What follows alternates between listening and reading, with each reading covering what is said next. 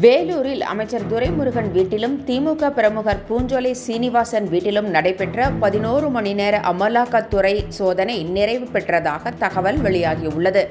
இதில் துரைமுருகன் வீட்டில் 2 அறைகள் சாவி இல்லாததால் பீரோக்கள் உடைக்கப்பட்டதாக கூறப்படும் நிலையில், பூஞ்சோலை சீனிவாசன் வீட்டில் 11 லட்சம் ரூபாயும், துரைமுருகன் வீட்டில் ஆவணங்களும் பறிமுதல் செய்யப்பட்டதாக தகவல் வெளியாகியுள்ளது. முன்னதாக துரைமுருகனின் மகன் கதிர் ஆனந்த் வீட்டில் இல்லாததால் அவரிடம் இருந்து அனுமதி பெற்று வீட்டில் சோதனை நடத்த 6 மணி நேரம் அதிகாரிகள் காத்திருந்ததாகவும் கூறப்படுகிறது.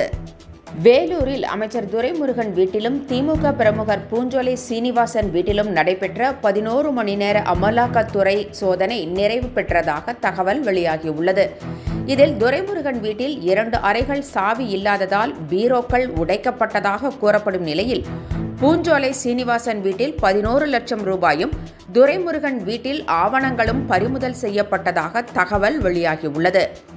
முன்னதாக துரைமுருகனின் மகன் கதிர் ஆனந்த் வீட்டில் இல்லாததால் அவரிடம் இருந்து அனுமதி பெற்று வீட்டில் சோதனை நடத்த 6 மணி நேரம் அதிகாரிகள் காத்திருந்ததாகவும் கூறப்படுகிறது. என்றும் உங்களுடன் மை இந்தியா. முக்கிய செய்திகளை உடனுக்குடன் தெரிந்து கொள்ள சப்ஸ்கிரைப் பண்ணுங்க, பெல் பட்டனை பிரஸ் பண்ணுங்க. என்றும் உங்களுடன் மை இந்தியா.